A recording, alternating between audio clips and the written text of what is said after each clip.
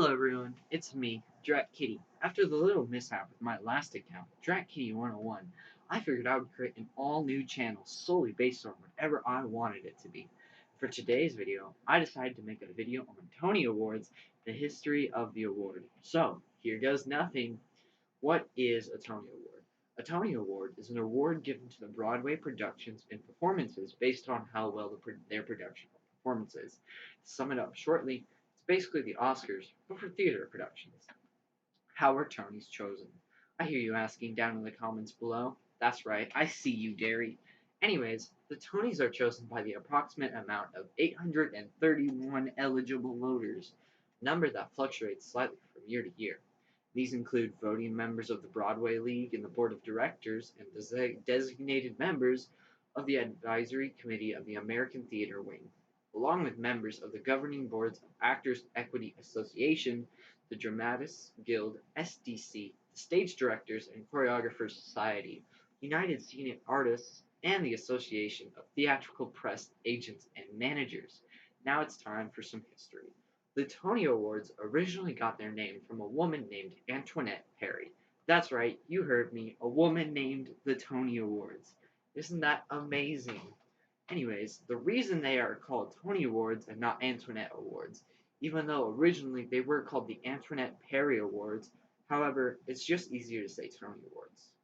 Instead of saying the Antoinette Perry Awards, try saying that 5 times fast. Antoinette Perry Awards, Antoinette Perry Awards, Antoinette Perry Awards, Antoinette Perry Awards, Antoinette Perry Awards. Wow. Anyways, furthermore, on the history of Tony Awards, originally the Tony Awards were local, you had to be there to see them, and then eventually they began to broadcast it all over the radio. But then, in 1956, the first television broadcast of the Tonys was broadcasted by a man named Dumont on his channel, Channel 5. This had been the first ever time the Tonys were telecasted locally, so not everyone could see the award show. Eventually that changed. More on that later.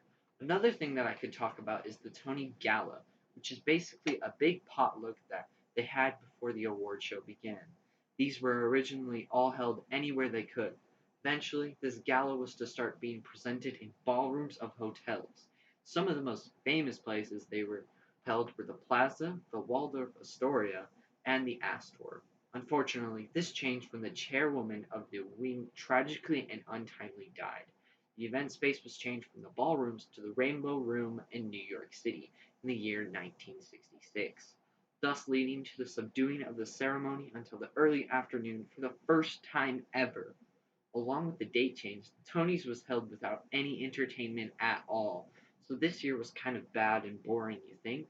Those poor people had nothing to do. That is so sad, isn't it?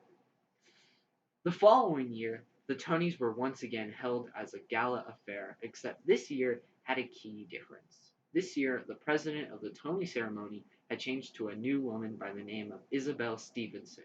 Along with the new president, another thing that changed was the League of New York Theaters, aka the Broadway League, were invited to co-present the Tonys in 1967. Now, on to what we like to call the television era of the Tony Awards. Alexander H. Cohen was the first producer to produce the Tony Awards nationally instead of locally. For the first time ever, unfortunately, the broadcast only lasted an hour instead of 3 hours that we know and love today. After the 1 hour mark passes for the Tony Award, the Tony Gala is followed right after the award show has ended.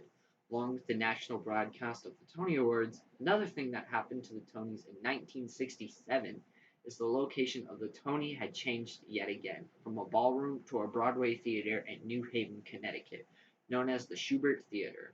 Cohen continued to produce the Tonys until 1987. This was known as the Cohen era, where the Tony Awards were known as the finest award program on television, incorporating live performances with the bestowal of actual awards. The same year, the Wing and the League created Tony Award Productions, which continues to be the production company of the Tony Awards.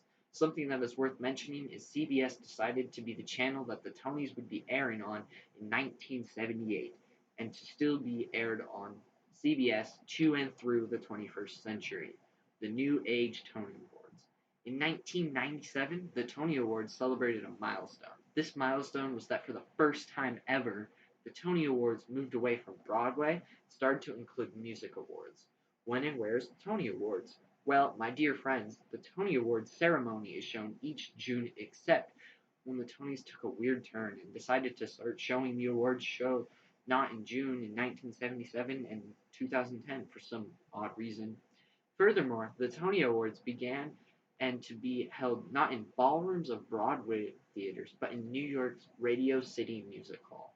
That is until 2011, when the Tony Awards were held either in the Radio City or the Beacon Theater in Upper Manhattan on the west side of the city.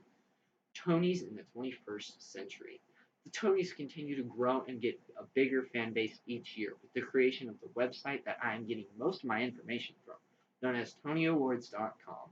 The link will be in the description below along with my sources that I used in the creation of this beautiful video.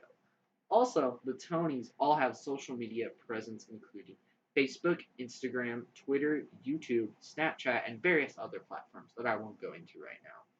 Another thing I will talk about lightly, since I am already running out of time, is the medallion. The medallion was the original prize/award that you were given since there was no official award yet. Winners were given a medallion and a scroll.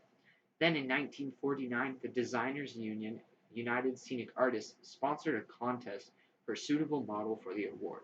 The winning entry was a disc-shaped medallion designed by Herman Ross. This remains to be the current design and shape of the Tony Awards that we all know and love today. Anyways, thank you all for watching this, I guess, revamp of my past channel. I hope you all learned and maybe enjoyed this little video that I have. All of my sources and the social medias of both the Tony Awards and mine will be in the description below. I hope everyone has a good day today and actually gets some sleep tonight, unlike me. Now, if you'll excuse me, I must get back to my quarantine duties. Good day.